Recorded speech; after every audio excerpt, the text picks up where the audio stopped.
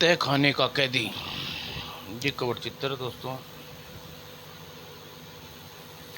प्रमुख वैज्ञानिक प्रोफेसर कृष्ण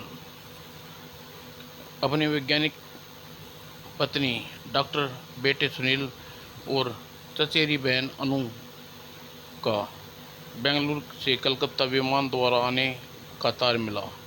तार देखते ही मिसेज कृष्ण ने उलझन में पड़ गई, लेकिन सुनील ने यह एयरपोर्ट जाने के लिए तैयार कर लिया। दोनों कार द्वारा एयरपोर्ट की ओर चल दिए। तुम्हारी परेशानी की वजह मैं आज समझ रहा हूँ माँ, लेकिन अनु को कोठी के उस हिस्से से दूर रखेंगे। कुछ दिन छुट्टियाँ बिताकर वापस बेंगलोर चली जाएगी बस। न जाने फिर भी मेरा दिल बेहद घबरा रहा है। बेटे, अनु बेंगलुरु से एक प्राइवेट डिटेक्टिव एजेंसी चलाती है, लेकिन वह अपने ज़रा भी उसे अंकल की हालत की भनक लग गई तो। ठीक 7:40 पर मम्मी, वह रही अनु। 3 सालों बाद कितनी लंबी और सुंदर दिखने लगी। लेकिन 3 सालों पहले जब आई थी तो घर का वातावरण इतना ख़राब नहीं था जितना आज है। और ध्यान रहे कि मम्मी, अनु को इस रहस्य का पता नहीं चलना चाहिए जिसे पीठ छिपाने के लिए न जाने अब तक कितनी मुश्किलें झेलते आए हैं। मैं कोशिश करूंगी बेटे। और रात को किसी समय अचानक उसकी नींद टूट गई। अरे, यह समय कमरे में कौन होगा? आंटी और सुनील। लेकिन अनु से राना गया वह पलंग से उतर कर दरवाजे को खोलकर गैलरी में आई और फर्श पर उन्हें परछाइयाँ थी। किधर गए वे? और मोड़ पार करते ही अनु ने दोनों को एक कमरे में घुसते देखा और दबे पांव कमरे की खिड़की तक जा पहुंची और संयोग से खुली थी। ओह, वे दोनों कर क्या रहे हैं? कहाँ नीचे तय खाने तो नहीं है? ओह, मेरा अनुमान ठीक निकला। और फिर वे देखते देखते मिसेज कृष्णन और सुनील तहखाने में समाने लगे। जल्दी करो, इंजेक्शन देने का पहले 1 घंटे में देर हो चुकी है। भगवान न करे उन पिताजी को होश आ गया हो, गजब हो जाएगा। और शुभ शुभ बोलो बेटे। और कुछ देर बाद अनु, सुनील और नमस्ते आंटी, जीती रहे बेटी। आंटी पिछली बार जब कलकत्ता से वापस गई थी तो कभी सोचा ही नहीं था अगली बार कोलकाता आने से अंकल से मुलाकात न होगी, क्योंकि अंकल कहीं कुछ पता नहीं चला। खैर, छोड़ो इन बातों को तुम सफ़र से थकी है, फिलहाल घर चलना चाहिए। ठीक, मुझसे क्या छुपाया रहा है? और फिर कस्टम से निकलने के बाद वे घर की ओर निकल पड़े। कोठी पे पहुँचते पहुँचते रात के 9 बज चुके थे। उफ, बेहद थकान हो गई है। आंटी केवल एक कप चाय के बाद आराम करूँगी। ठीक है बेटी, मैं शंभू से कहती हूँ, वह काफ़ी बना कर ले आएगा। और सब ने एक एक कप काफ़ी पी। फिर गुड नाइट आंटी, आपको अनुसार कमरा दिखा दो सुनील। जी मम्मी जी यानी। और फिर कमरे के बिस्तर पर लेटती ही अनु को नींद ने याद दबोचा और सिरिंज में दवा भर लो बेटे। यस मम्मी, अभी भरता हूँ, यह लो। ओह, जाने कब तक इन्हें इस अवस्था में रखना पड़ेगा, जब तक हम दोनों मिलकर दवा की खोज नहीं कर लेते जिसके पिताजी को विकृत और मानसिक पुनः ठीक न किया जा सके। और मिसेज कृष्ण ने इंजेक्शन देने के लिए हाथ आगे बढ़ाया। उसी पल प्रोफेसर रमेश ने कृष्ण का झपट से आंखें खोल दी। नहीं नहीं, ओह नो मम्मी, इंजेक्शन जल्दी दो।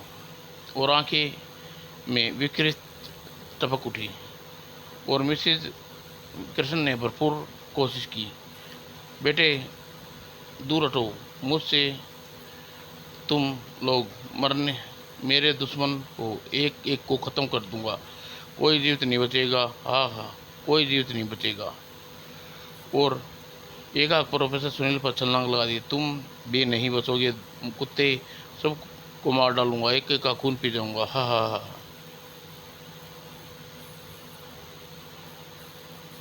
और प्रोफेसर सुनील कृष्ण पागलों के समान टूट पड़ा।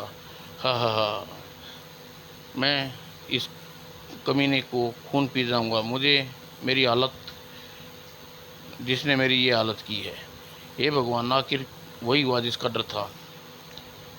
और सुनील, एकाएक सुनील कंठ फाड़ कर चिल्लाया, मम्मी जल्दी करो, इंजेक्शन दो, मम्मी क्विक, आह,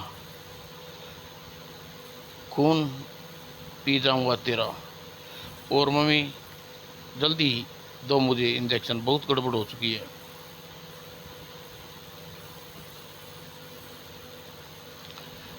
और अगले ही पल लगभग झपटते हुए सुनील ने मम्मी के हाथों से इंजेक्शन लिया और ठीक उसी पल कृष्ण को मैसेज की बाजू पकड़ ली। आह सुनील बेटे जल्दी करो, आह मेरी बाजू, आह मम्मी। और सुनील ने अगले ही पल बंदर की फुर्ती के साथ इंजेक्शन बाजू में घुसेड़ दिया।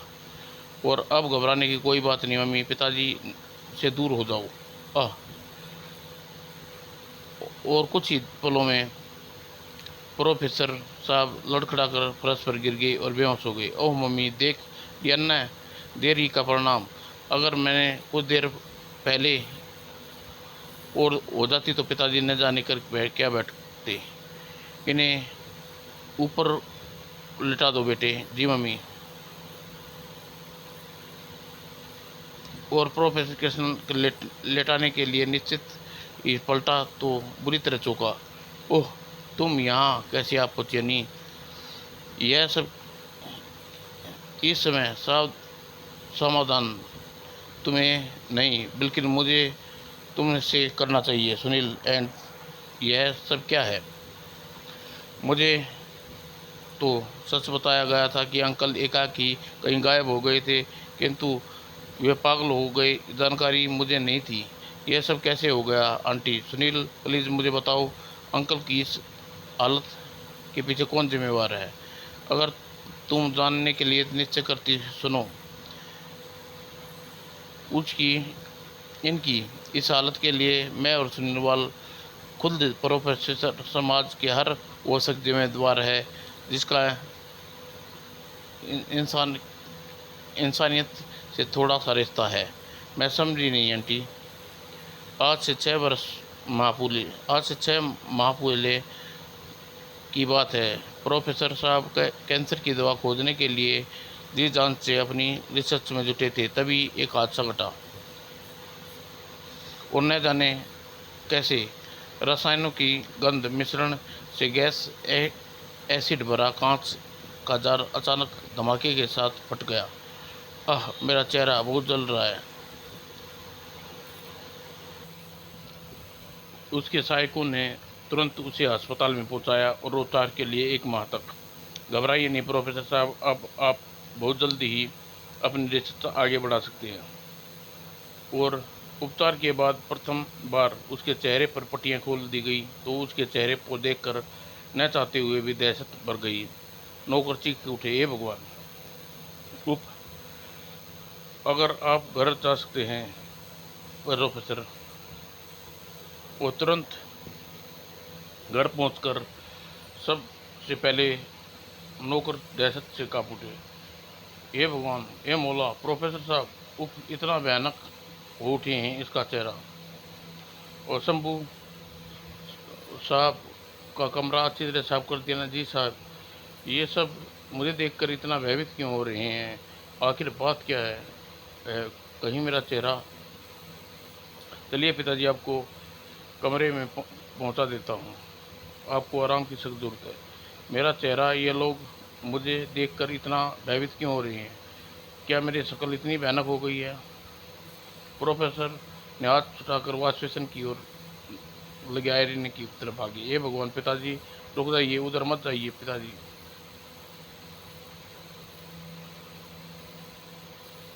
और अचानक लेकिन वे रुके नहीं और आईने में अपनी सूरत देखकर बुरी तरह चीख उठे। नहीं नहीं, ये नहीं हो सकता, मैं हरगिज़ नहीं हो सकता। मैं तेरे को क्या हुआ? उफ उफ, इतना भयानक! पिताजी होश में आइए। पिताजी, आपको तबीयत ठीक है? पिताजी, स्वामी चलिए। नहीं नहीं, ये सब मेरा हरगिज नहीं हो सकता। मुझे छोड़ दो। मैं उस कमीने डॉक्टर का खून पी जाऊंगा। जिन जिंदा नहीं छोड़ूंगा उसे, जिसने मेरी ये हालत की है। और भयानक प्रोफेसर भयानक पागलों की तरह ठाका लगा लेने के, हाँ हाँ, उस कमीने को जिंदा नहीं छोड़ूंगा, खून पी जाऊंगा उसका। और मम्मी, आपकी अपनी भयानक शक्ल देख कर लेने के बाद शायद पिताजी को कोई दिमागी शाख लगा है। अवस्था इस अवस्था में रहना खतरनाक हो सकता है, कहीं पागल ना हो जाएं। ऐसा ना कहो बेटे, उन्हें तुरंत बेहोशी का इंजेक्शन देना होगा। शंभू काका, मेरे बैग लेकर आओ जल्दी ही। और हरिकिशन, कमरे के दोनों दरवाजे खिड़कियां कसकर बंद कर दो। हाँ हाँ, तुम मुझे रोकना चाहते हो कमीनों, मगर मैं किसी के रोके नहीं रुकने वाला। हाँ हाँ, किसी को मेरे रास्ते में आने की कोशिश तो जान से मार डालूंगा उसे। और साहब, ये रहा आपका बैग, तुम सब मिलकर इसे पकड़ो। शंभू किशन, जल्दी करो। हे भगवान, यह क्या हो रहा है?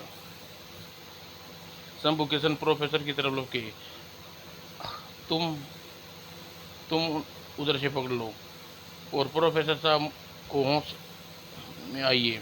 और तीनों बाज की तरह झपट कर प्रोफेसर साहब पर लपक गए। सुनील तेजी से दवा में इंजेक्शन भरकर उसकी तरफ बढ़ा। कसकर पकड़े रहो, मेरा इंजेक्शन लगा देता हूँ, पर जल्दी कीजिए साहब। प्रोफेसर साहब कुछ नहीं कर सकते, वे अपने आप में नहीं है। नहीं नहीं, मुझे छोड़ दो, एक पल मैं सबको मार दूंगा। और अचानक प्रोफेसर ने न जाने कैसे आज़ाद हो गया और झट पास पड़ी मेज से चाकू उठा लिया और हरी के सीने में घोंप दिया। और हरी तड़प कर जमीन पर गिर गया और फिर उठ ना पाया। ओह गॉड, ओह! और जबकि मौका पाते ही सुनील ने उन पर छलांग लगाई और अगले ही पल और कुछ ही देर में प्रोफेसर बेहोश हो गए, लुढ़क गए। अब क्या होगा छोटे साहब? प्रोफेसर ने हीरा का खून कर दिया है। ओह, मेरी कुछ समझ में नहीं आ रहा। शंभू काका, भगवान, ये क्या हो गया? घबराओ नहीं बेटे, ईश्वर ने पर भरोसा रखो। कानून इनका कुछ नहीं बिगाड़ सकता। ये बड़े से बड़ी वकील करूंगी।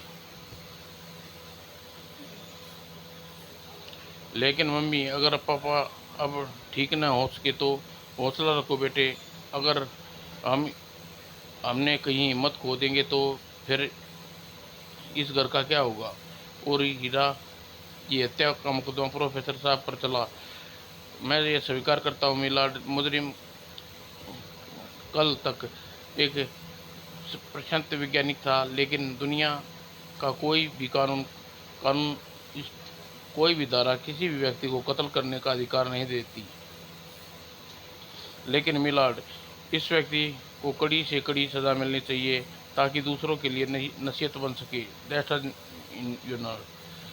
Your honour, me me lord. मेरे काबिल दोस्त यह भूल रहे हैं कि मुजरिम दिमागी हालत न वास्तव के समय ठीक है और न ही उस समय ठीक थी जब पुष्ट सरकारी डॉक्टर भी कर चुके हैं। अतः योर ऑनर, अदालत को चाहिए कि अपना फैसला लिखते समय इस बात का मद्देनजर रखे। मुझे यही कहना। और अदालत इसके नतीजे पर पहुंची है कि मुजरिम का दिमागी हालत ठीक नहीं है। अतः अदालत मुजरिम को मानसिक चिकित्सालय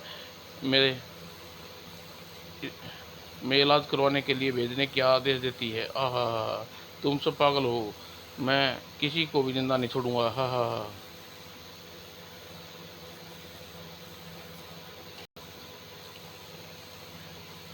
इसलिए आंटी, लेकिन मैं जानती हूँ कि एविंडा एरोना मेरे जार पटकने से प्रोफेसर अंकल पागल हो जाना, फिर अस्पताल में उनकी फरारी, इन सब बातों का ज़रूर कोई न कोई गड़बड़ है। सबसे पहले तो मैं यह बता देना चाहती हूँ कि मैं यहाँ केवल छुट्टियाँ बिताने नहीं आई, बल्कि अखबार में अंकल के बारे में पढ़कर मामले की तह तक पहुँचने का निश्चय करके आई थी।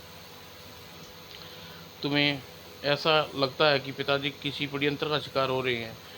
हाँ, अभी तक तो हालात तो यही कहते हैं कि सबसे बड़ी बात यह है कि अंकल कैंसर के इलाज के कुछ दिनों में खोज निकालने वाले थे। शायद यही बात अंकल को दुश्मन बन गई। और बहरहाल, जब तक कोई सबूत हासिल नहीं कर लेती, मेरे लिए कुछ भी कहना मुमकिन नहीं है। और नाश्ते के बाद, आइए मम्मी, पिताजी का इंजेक्शन देना है। चलो ठहरो, मैं भी चलती हूँ। और तीनों उस तय खाने में पहुँचे, लेकिन वहाँ पहुँचने से सबसे पहले उछल पड़े, मानो निकट किसी भूत प्रेत ने देख लिया। मम्मी, पिताजी गायब हैं। ओह, यह कैसे हो सकता है? बेहोशी में चल कर नहीं जा सकती। लेकिन तय खाना खाली है आंटी। इसका सीधा मतलब है कि अंकल यहाँ से फरार हो चुके हैं। कमाल है, इंजेक्शन के 8 घंटे तक रहता है और अभी 8 घंटे व्यतीत होने में पूरा आधा घंटा पड़ा है। उफ, यह सब क्या हो रहा है? मेरी तो समझ में नहीं आ रहा। आज तक ऐसा कभी नहीं हुआ, लेकिन पहली बार अनु घर में कदम रखते ही। आंटी, मेरी कदम रखने से आपके बिल्कुल ठीक कहा। मैंने जानबूझकर अपने सतर्क रहने की अफसोस है। रात को घटना इतनी तेजी से गुजरी कि अंकल को चेक करने नहीं पाई। और ओह माय गॉड, इतनी बड़ी भूल। तुम तुम क्या सोच रही हो अनु? कुछ नहीं, बताओ। मेरी आंटी मेरी आंटी और खुद की हालत पर नज़र डालो, सब समझ जाओगे। मैं क्या हुआ? मेरी कुछ समझ में नहीं आ रहा।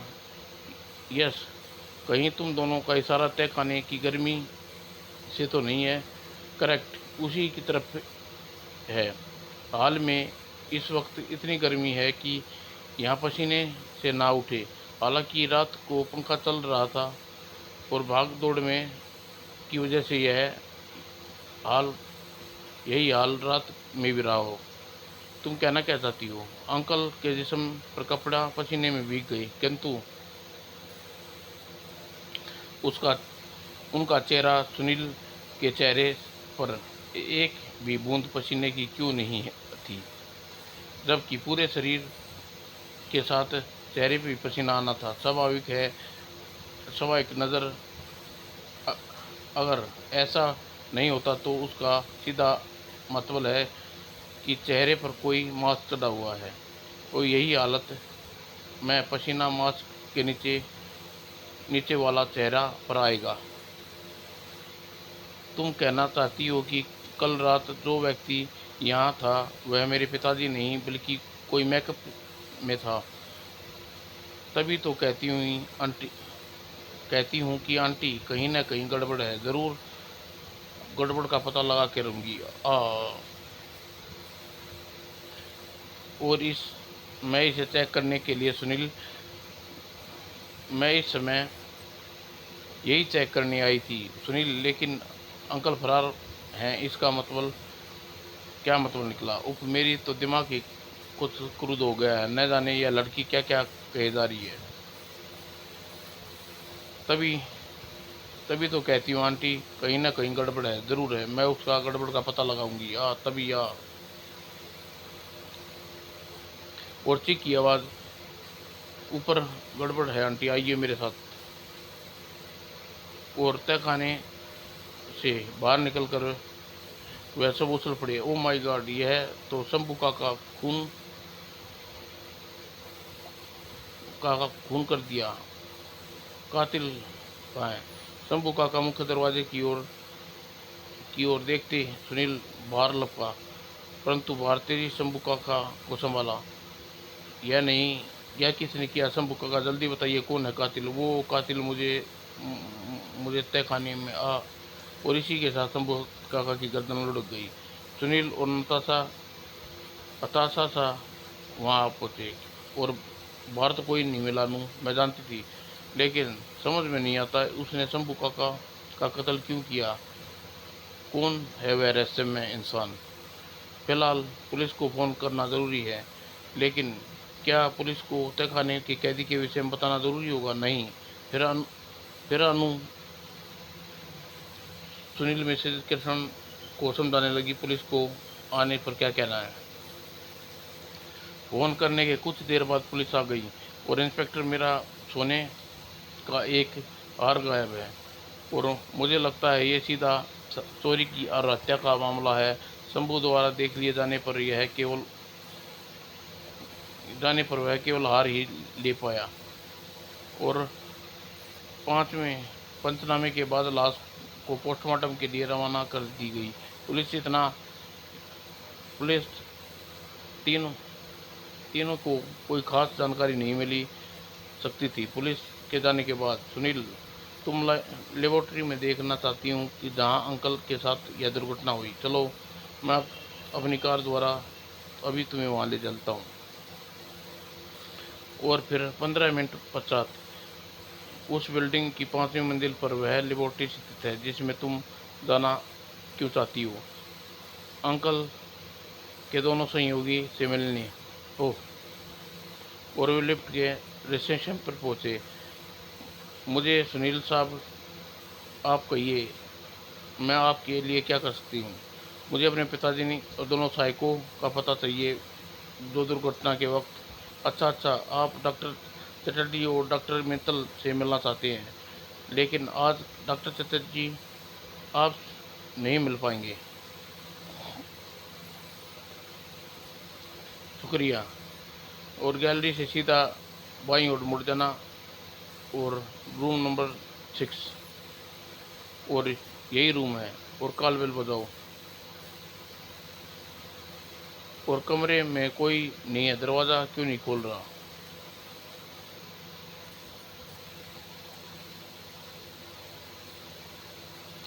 और बार बार ज्यों अनु दरवाजे को भीतर धक्का दिया तो वह खुलता चला गया। अरे, दरवाज़ा तो खुला है, हम वहम ही घंटी बजाए जा रहे थे। और दृश्य देखकर वे चौंके। यह सब क्या है अनु? लगता है काफ़ी हंगामा हुआ है। डॉक्टर चटर्जी कहीं भी दिखाई नहीं पड़ रही। तुम यहीं रहना सुनील, माँ भी आई। और सुनील की चीख निकल गई, अनु, डॉक्टर चटर्जी, किसी ने इन पर तेजाब डाल दिया। ओह, तो हत्यारा बड़ी जल्दी से अपना काम कर गया। वो भागकर रिसेप्शन पर पहुंची। हमें इससे पहले कौन उनसे मिलने आया था? जल्दी ही बताइए। डॉक्टर चटर्जी का खून कर दिया गया। वाइट कोई भी मनोज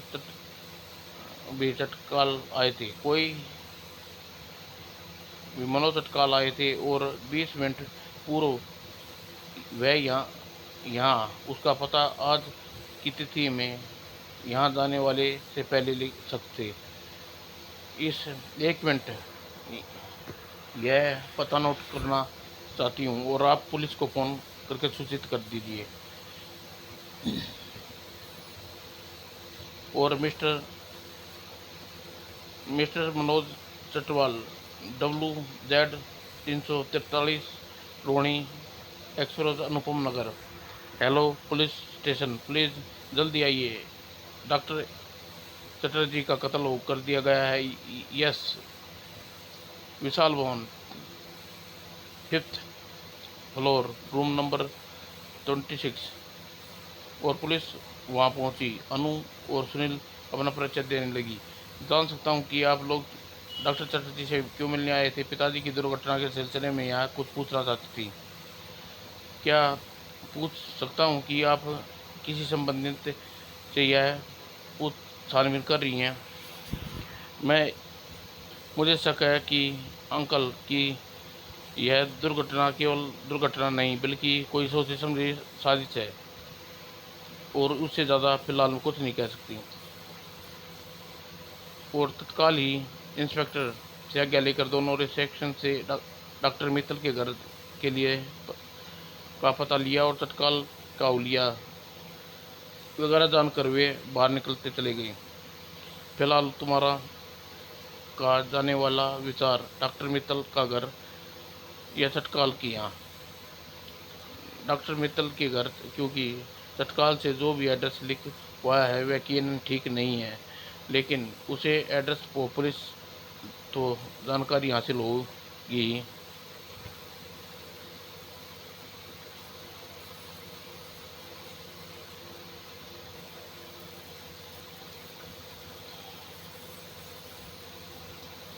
और जिस समय दोनों डॉक्टर मित्तल के घर पहुंचे वो बेड पर आराम कर रहे थे। आओ सुनील, ठीक एकाएक अपने अंकल की याद कैसे आ गई? और तुम्हारे साथ कौन है? यह मेरी तेरी बहन अनु है। और फिर एकाएक सुनील ने मानो विस्फोट किया। डॉक्टर चटर्जी किसी का खून कर दिया है। डॉक्टर चटर्जी का खून? ओ नो, ये किसने किया, कब किया? आज ही, कुछ देर पहले। और इस सिलसिले में आपसे कुछ पूछना चाहती हूँ। पूछो। प्रोफेसर कृष्णा, मेरे अंकल को लैब में उसके साथ वही दुर्घटना क्यों घटी थी? एकाएक डॉक्टर का चेहरा पीला पड़ गया। मुझे भला इस क्या पता, क्या कह सकता हूँ? एडिस एसिड गलत मिश्रण के कारण अंकल कैंसर का इलाज खुद ढूंढ रहे थे और पापा लोगों के रिसर्च में मदद कर रहे थे।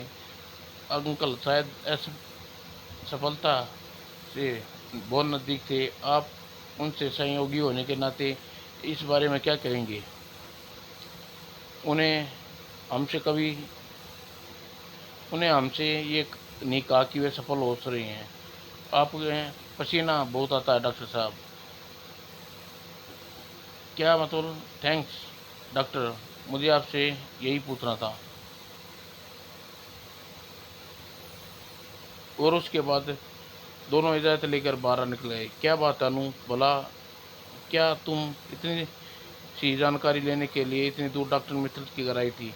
जी हाँ, जानकारी मैं लेना चाहती थी। और डॉक्टर समय ने चेक कर नहीं दी, बल्कि उसका चेहरा बोल रहा था। अब मुझे विश्वास हो गया कि अंकल के साथ जो दुर्घटना हुई है डॉक्टर मित्तल और चटर्जी का ज़बरदस्त हाथ था। लेकिन ऐसा उन्होंने क्यों किया, अब यही पता लगाना है। तुम्हें मेरी मदद करनी होगी सुनील।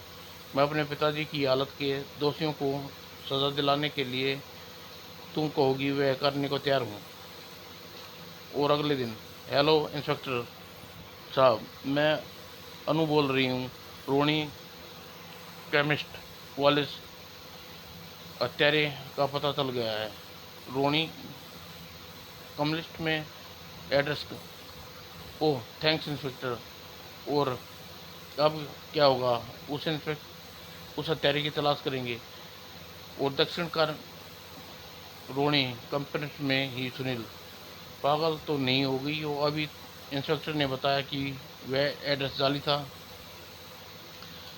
जरूर जाली होगा, लेकिन सुनील स्वाभाविक रूप से कभी कभी अपराधी ऐसे केसों में वजह से मिलते हैं जिसे एड्रेस बता और वो एड्रेस 100% गलत हो सकता है कि वह W343 न हो।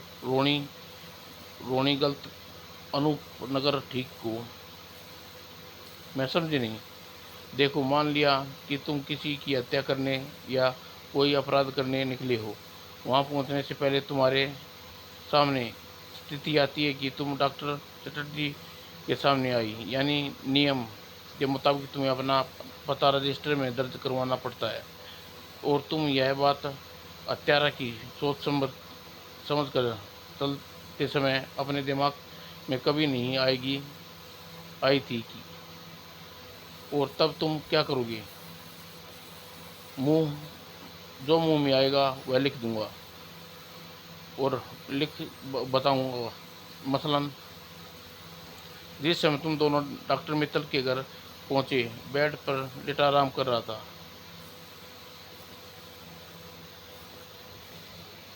विजय चोपड़ा A42 लिंक रोड, सुमन पार्क। ओह देखो सुनील, सुषमा नगर नगर की से तुम रहते हो और तुम स्वाभाविक ढंग से पता बताने के चक्कर में सुषमा नगर की बजाय सुषमा पार्क बोल दिया। बोलो, अब क्या कहते हो? तभी एक कार तेजी से सामने गुजरी और अगले ही पल, ओह अनु बचो। सुनील ने कार का नंबर पढ़ना चाहा। ओह, नंबर प्लेट पर कागज चिपका रखा है। आखिर कौन हो सकता है, डॉक्टर मित्तल या चट्टू खान, कोई भी और। ओह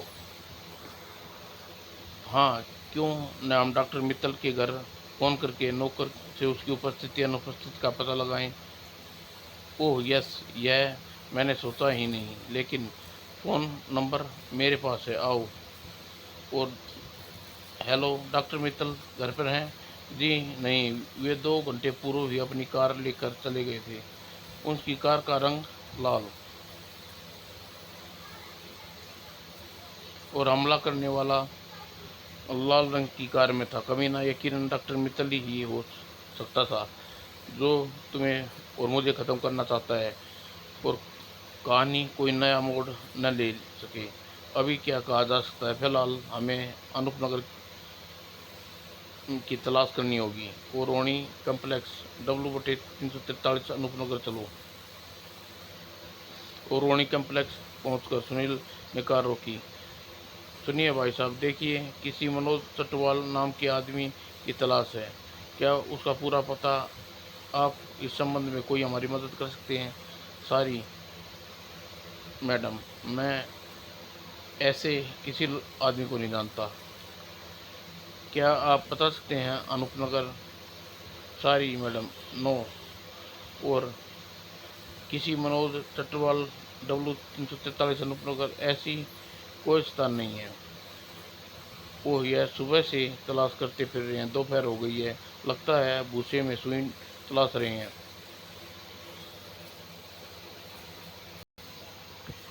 और उसी पल अनु की निगाह एक व्यक्ति पर जम गई। सुनील, हमारा काम हो गया है। सुनील, यह रहा मनोज चकवाल। क्या तुम कैसे कह सकती हो कि यह मनोज चकवाल है? रिसेप्शन पर मैंने बताया था, होली के आधार पर उसकी नाक के नीचे काला मस्सा है, और जो बड़ी गुंजाइश के साथ ऐसा पूरा होगा। ओ हेलो मनोज चटकाल, कौन हो तुम दोनों? मेरा नाम मनोज चटकाल नहीं है। क्या बकते हो? मेरे पुकारने पर फौरन पलट कर गए, और तुम चटकाल न होते तो पहली बार ही पुकारने पर हरगिज न पलटते। तुम मनोज चटकाल हो, हत्यारे। मनोज चटकाल, तुम्हारे डॉक्टर चटर्जी का खून किया है। और दूसरे ही पल उस व्यक्ति ने एक जोरदार धक्का दिया। ओह, फरार! वह भाग निकला। वह फरार हो जाना चाहता है सुनील, उसे किसी भी कीमत पर न छोड़ना। आज नहीं बच पाएगा अनु, उसे भागने नहीं दूंगा। यहाँ तो कोई नहीं है। वह कमीज का टुकड़ा, इसे पहचानते हो सुनील?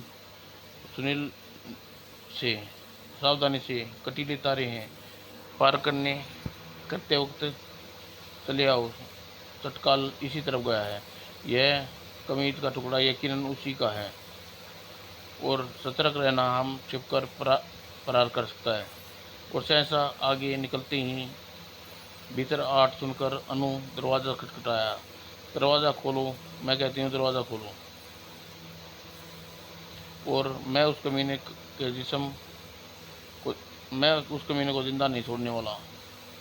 और एकाकी झटके के साथ दरवाज़ा खुला, और साया हवा में के झोंके के समान झपटा। आह! और सुनील तेजी से पीछे लपका। हरामजादे, आज तुझे नहीं छोड़ूंगा।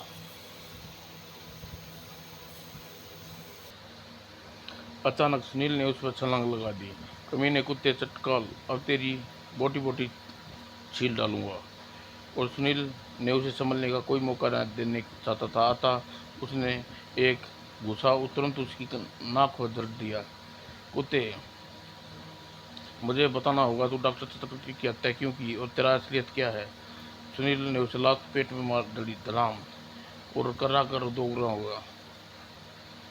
और जब वह सीधा हुआ खड़ा हुआ तो उसके चेहरे पर एक फेस मास्क उतर कर नीचे लुढ़क गया। और सुनील ने पीछे शक्ल उभरी वह देखकर सुनील उछला, बिल्कुल अनु भी चौंक गई। डॉक्टर चटर्जी, लेकिन लेकिन ऐसा कैसे हो सकता है? तुम्हारी लाश तो हम ओह समझ में, दरअसल तुम थे ही नहीं डॉक्टर। और फिर अनु ने चेहरे पर गौर से देखती हुई निश्चित स्वर में बोली, ठहरो सुनील, ये डॉक्टर चटर्जी नहीं है, बल्कि डॉक्टर चटर्जी के मेकअप में कोई और है। इस मास्क के नीचे किसका चेहरा छिपा है ये भी देख पाते। और कहने के साथ ही सुनील ने आगे बढ़ते ही स्थिरता से उसके चेहरे से लगा मास्क नीत लिया और मास्क नोचते अनु उछल पड़ा। ओ पिताजी, आप इंसान के रूप में उफ बुद्धि। अनु, मेरी को समझ में नहीं आ रहा। ओह, ये आप अंकल डॉक्टर चटर्जी और मनोज चटकाल और प्रोफेसर किशन। ओह नहीं, न जाने क्या क्या। इसका मतलब चटर्जी का खून आपने किया और हरी का खून तो आप पहले ही कर चुके हैं। उप अंकल, ये सब क्या है? आपने ऐसा क्यों किया? ठहरो अनु बेटे, मैं तो मानता हूँ कि मैं ऐसा मत क्रोध की वजह से हैरी का खून मुझसे हो गया, लेकिन डॉक्टर चटर्जी को मेरा वफादार साथी था, उसका कत्ल मैंने नहीं किया।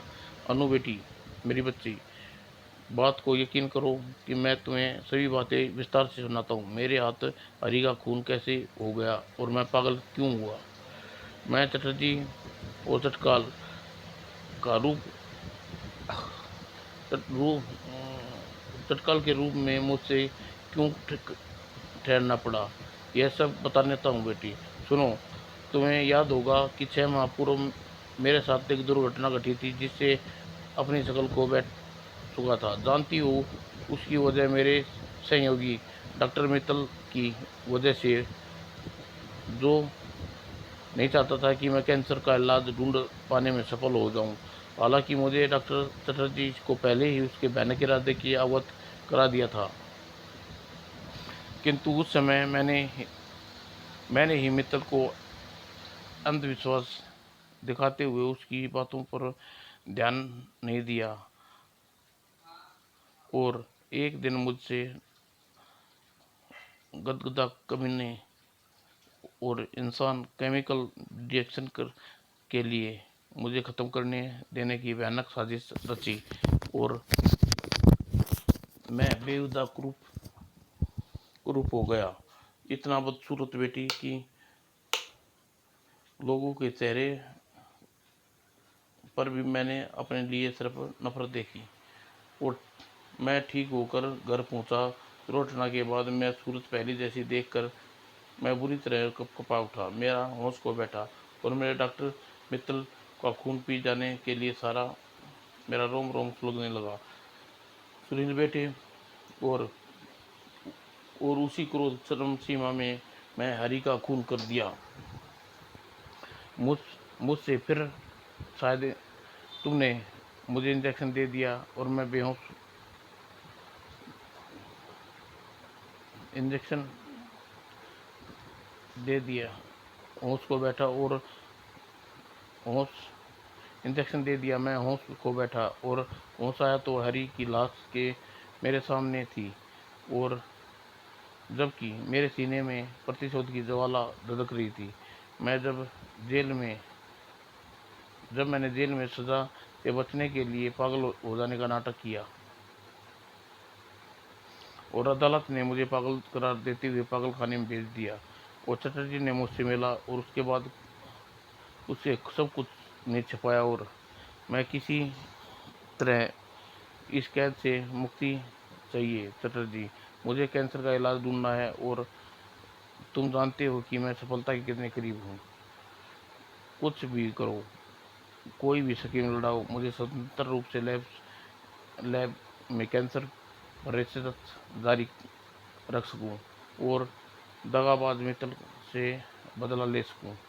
मैं पूरी कोशिश करूँगा, तुम फिक्र ना करो प्रोफेसर, कोई ना कोई राह ज़रूर निकाल लूँगा।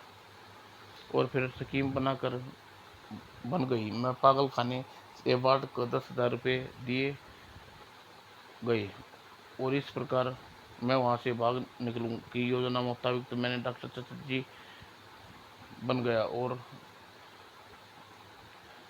डॉक्टर चटर्जी प्रोफेसर किशनलाल सुनील के कृष्णलाल जो कि सुनील के हाथ लग गए। ओह पिताजी, हाँ हाँ हाँ। और अचानक सुनील ने उछल भरी, कमीने कुत्ते,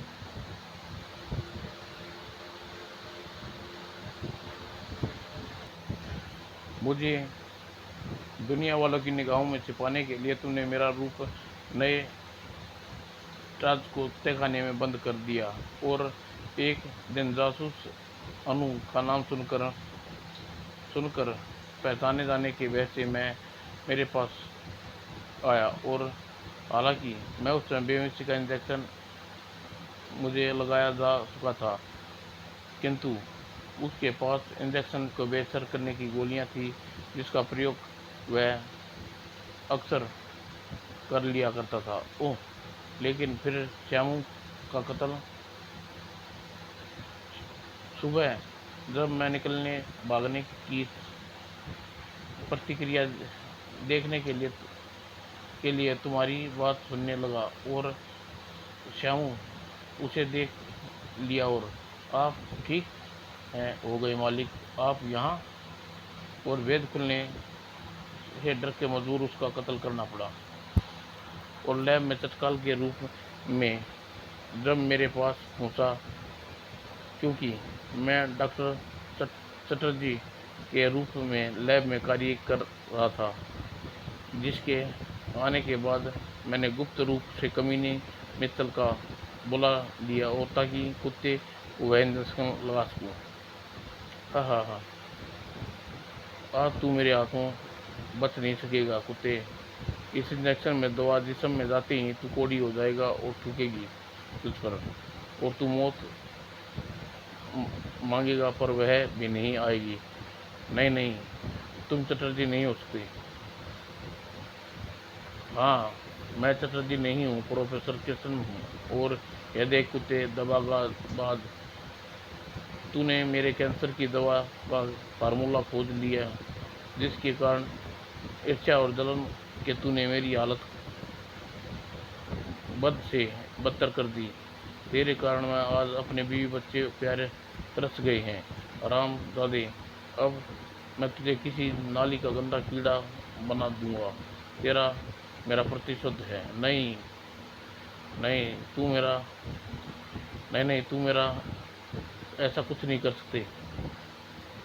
एकाएक ही मुझ पर छलांग लगा दी और मेरे हाथ से वह फार्मूला और इंजेक्शन गिर गया। मैं तुझे जान से मार डालूंगा प्रोफेसर।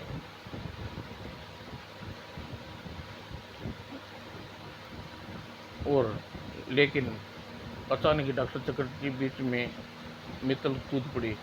डॉक्टर, छोड़ दे प्रोफेसर साहब को, वरना तेरा खून पी जाऊंगा। ओह, कौन? ओह चटर्जी, प्रोफेसर का वफादार कुत्ता।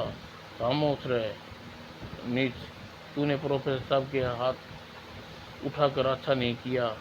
प्रोफेसर साहब पर तुम्हें पर इतना विश्वास किया, तूने उसे जिंदगी में दगाबाजी करने का जिंदा लाश बना रख दिया।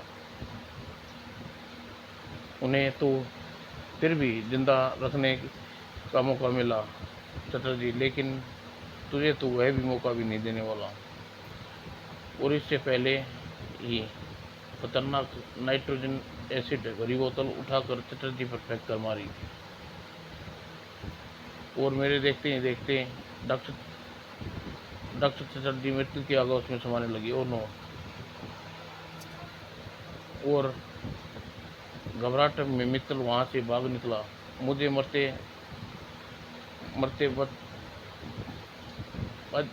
मुझसे निकला और मरते मरते चटर्जी ने अपना तत्काल वाला मास्क मुझे सौंप दिया और मित्तल से प्रतिशोध लेने को कहा।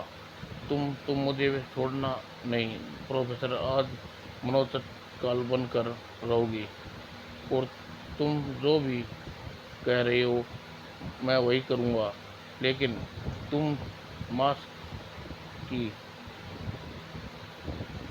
करूँगा, लेकिन इस मास्क की अब मित्तल की हत्या के बाद कोई ज़रूरत नहीं रह जाएगी और मैं कानून के हवाले कर दूंगा और गुलामी के अंधेरे में। और चूँकि बेटी मित्तल मेरा भेद जान चुका था, इसलिए मैंने तत्काल के रूप में अपनाने का निश्चित कर लिया और फार्मूला मेरी बरसों की मेहनत उसी एसिड की भेंट चढ़ गया सुनील बेटे, लेकिन मैं उस कमीने पुलिस के हवाले कर दूंगा अपने खुद अपने हाथों से। तभी एक फायर की आवाज़ प्रोफेसर को खामोश कर दिया और गोली ठीक प्रोफेसर किशन के माथे के बीच में लगी। सुनील और अनु जल्दी ही एक साथ कमरे से बाहर निकल आए, फायर की दिशा में लपकी। वही लाल कार, जल्दी करो, इस बार कमीना बचना नहीं चाहिए। लेकिन इससे पहले हत्यारा कार में बैठकर फरार हो पाता। कुत्ते अब तुझे मेरे हाथों बचकर नहीं जा सकते। और सुनील कार से उतार कर उसे ठोकर पेट में जल दी। कमीने, मेरे पिता के हत्यारे, तूने मेरे पिता की जान ली, बल्कि उस की हत्या कर दी का जिम्मेवार है जिसे भविष्य में कैंसर को चाट जाने वाला था। तुझे जिंदा नहीं छोड़ूंगा। और उसकी शक्ल देखकर दोनों एक बार फिर चौंके। ओह डॉक्टर मित्तल, तुम्हारे खिलाफ अब मेरे पास इतना सबूत इकट्ठे हो चुके हैं, तुम्हें फांसी की कम सज़ा नहीं होने देंगे। सुनील, इसे पुलिस के हवाले कर दो। दिल तो करता है कि मानवता के इस दुश्मन को बोटी बोटी चीर कौए के खिला दूं, लेकिन नहीं, ऐसा नहीं करूँगा, क्योंकि इसका जीवन रहना सबके लिए बड़ी सज़ा होगी। और इस प्रकार एक खूनी साजिश का भांडाफोड़ हो गया और कैंसर जैसी भयानक बीमारी का इलाज आगे एक बार फिर लग गया। समाप्त दोस्तों।